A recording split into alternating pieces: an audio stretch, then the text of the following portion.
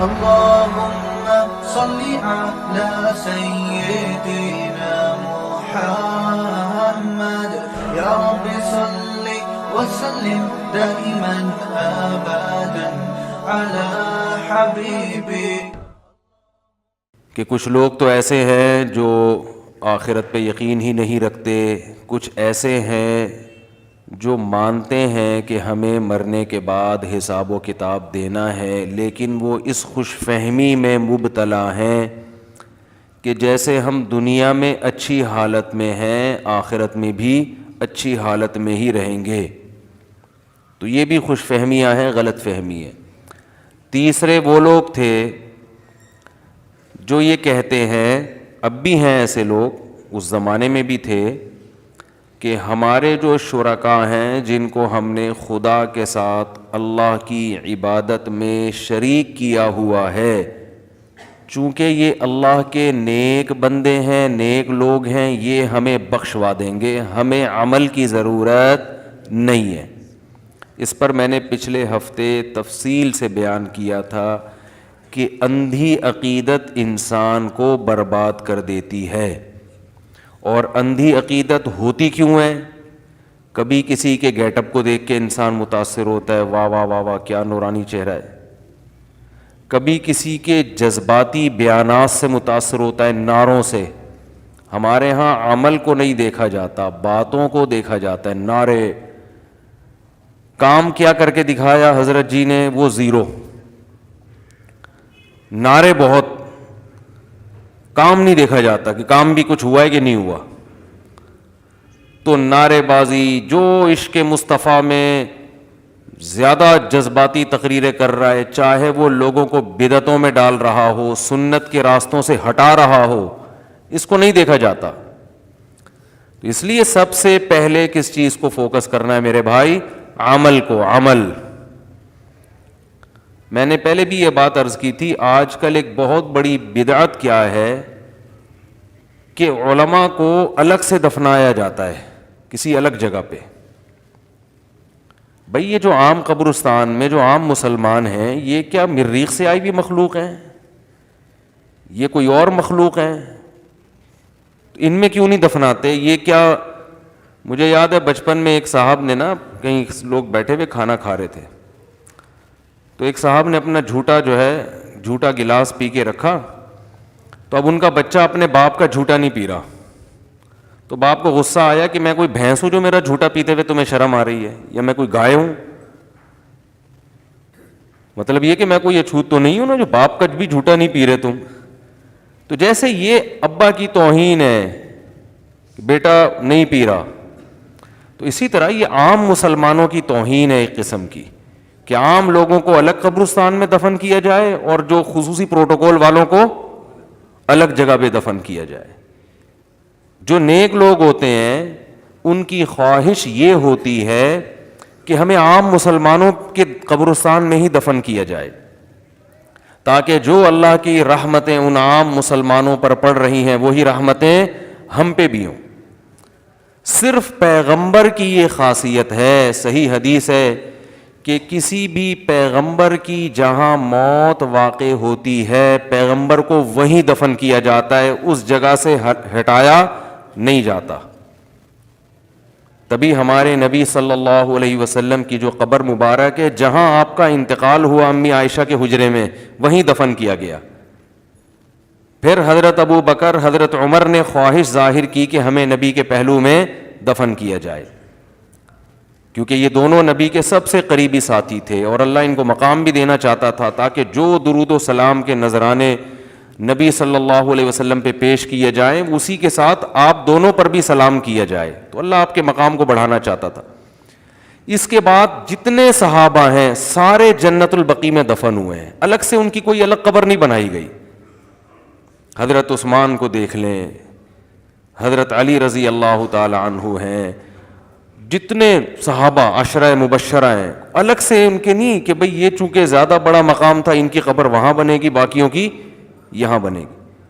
تو جو مرنے والا ہوتا ہے اس کی تو یہ چاہت اکثر نہیں ہوتی، لیکن بعد کے مریدین کیا کرتے ہیں، وہ اپنے مشائخ کو, اپنے پیروں کو پروٹوکول دینے کے لیے الگ دفن کرتے ہیں. تو یہ عمل اللہ کو خوش کرنے والا نہیں ہے, اور اس سے شرک اور بدعت بھی پھیلتی ہے. کیونکہ جب آپ دیکھیں گے کوئی الگ سے قبر ہے, الگ سے پروٹوکول ہے, تو جن کے مزاج میں شرک ہوتا ہے وہ پھر اس کے ساتھ الگ سے کچھ کرنا شروع کر دیتے ہیں.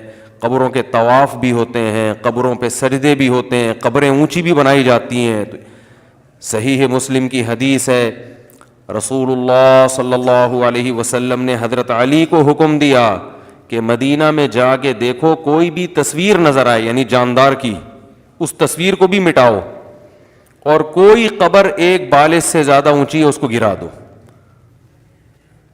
تو حضرت علی رضی اللہ تعالیٰ عنہ کو آپ صلی اللہ علیہ وسلم نے باقاعدہ اس کا حکم دیا. تو اس لیے میرے بھائی, عقیدت میں اندھے ہو جانا اور شریعت کو چھوڑ دینا, اس سے اللہ بالکل بھی خوش نہیں ہوتا. اس سے پبلک بہت خوش ہوتی ہے. پبلک چلتی ہے نعروں کے پیچھے, پبلک کو جذبات سے ہٹ کے باتیں پسند ہی نہیں ہیں. اچھا, پبلک کا جو مزاج ہے نا, ہم تو پبلک میں رہے ہیں, تقریریں بھی کی ہیں, بیانات بھی کیے ہیں. میں تو بیانات کر رہا ہوں جب میں, میرا خیال ہے 13-14 سال کی عمر سے میں نے بیانات شروع کیے ہیں. بالکل یعنی بلوغت کی دہلیز پہ جب قدم رکھتا ہے نا, تو میرے والد صاحب چونکہ بیان کرتے تھے تو مجھے بھی وہ دے دیتے تھے بیان. تو پبلک کا مزاج یہ ہوتا ہے کہ پبلک منفی باتیں زیادہ شوق سے سنتی ہے. یعنی اگر آپ تعریفیں کرنا شروع کر دو نا, فلاں بھی ٹھیک ہے, فلاں بھی ٹھیک ہے, فلاں بھی صحیح ہے, فلاں بھی صحیح ہے, پبلک کو نہیں ایسے خطیب پسند آتے. ایسے لوگ پسند آتے ہیں پبلک کو جو ہر ایک کو برا کہہ رہے ہوں. یہ پبلک کا مزاج ہوتا ہے. حکومت کی برائیاں کرو, پبلک کہتی ہے یہ آدمی کیا ہے, حق پرست, یہ کیا کر رہا ہے, ڈنکے کی چوٹ پہ حکومت کو برا کہتا ہے. یہ آدمی ڈنکے کی چوٹ پہ جو ہے وہ فوجیوں کو برا کہتا ہے. یہ آدمی ڈنکے کی چوٹ پہ عمران خان کو برا کہتا ہے. یہ ڈنکے کی چوٹ پہ مولانا فضل الرحمان کو برا کہتا ہے. یہ ڈنکے کی چوٹ پہ نواز شریف کو برا کہتا ہے.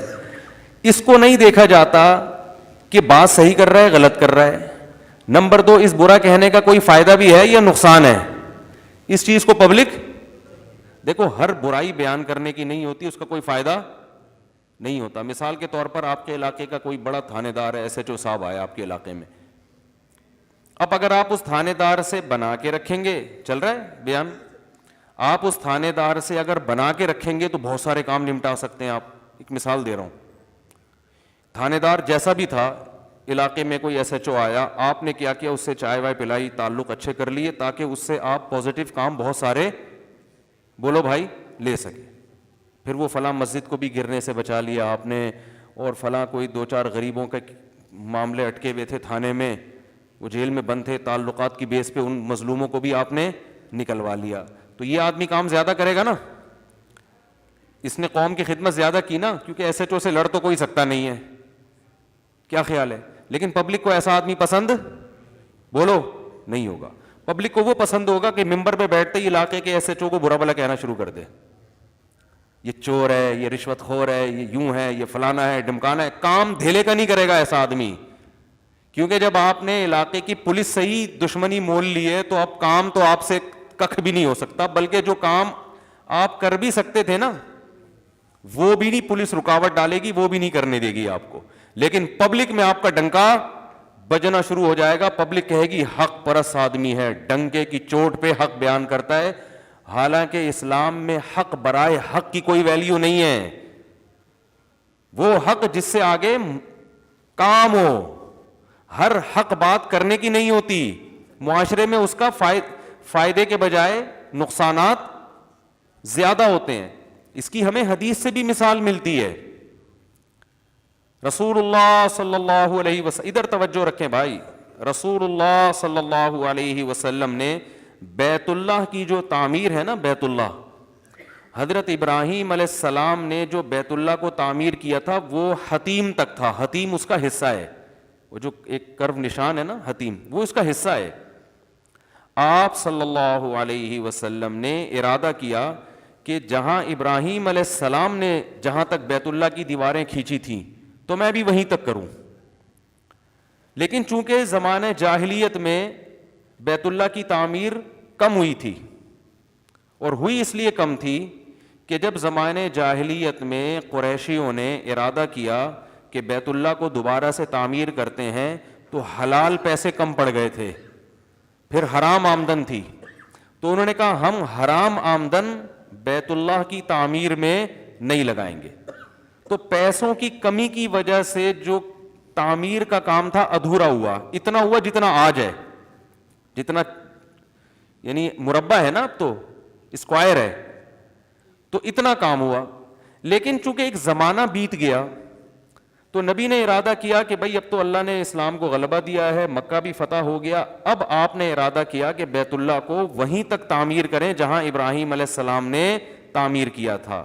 تو یہ اصل تو یہ تھا نا, لیکن آپ صلی اللہ علیہ وسلم نے فرمایا کہ ان قومی حدیث عہد بالجاہلیہ, بہت سے لوگ جاہلیت سے نئے نئے مسلمان ہوئے ہیں, ابھی ایمان ان کے دلوں میں پکا راسخ نہیں ہوا. اگر میں نے یہ کام کیا تو وہ یہ سمجھیں گے کہ میں حضرت ابراہیم کے قبلے کو چینج کر رہا ہوں.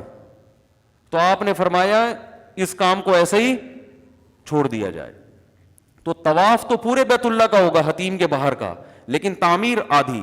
اور اس وقت سے لے کر ایک دفعہ ایسا ہوا امام مالک کے دور میں کہ جب یہ حدیث خلیفہ کے پاس پہنچی, اس نے کہا کہ بھائی اب تو اسلام طاقت میں آ گیا ہے, تو اب میں اس کو بیت اللہ کو بڑا کر دوں گا. تو اس نے بڑا کیا, تو لیکن کیا ہوا, بعد کے خلیفہ نے اس کو گرا دیا کہ بھائی نبی نے نہیں کیا تو انہوں نے کیوں کیا. امام مالک نے فتویٰ دیا کہ جس حال میں نبی نے چھوڑا ہے نا اس میں کمی بیشی کی اجازت, بولتے کیوں نہیں بھائی, نہیں ہے. خدا کی قسم اس حدیث یہ سمجھ میں آ جائے نا, دینداروں کے بہت سے مسائل حل ہو جائیں, آج بہت سے مسائل حل ہو جائیں. ہمارا ہر کام حکمت, مصلحت, بصیرت سے خالی ہوتا ہے.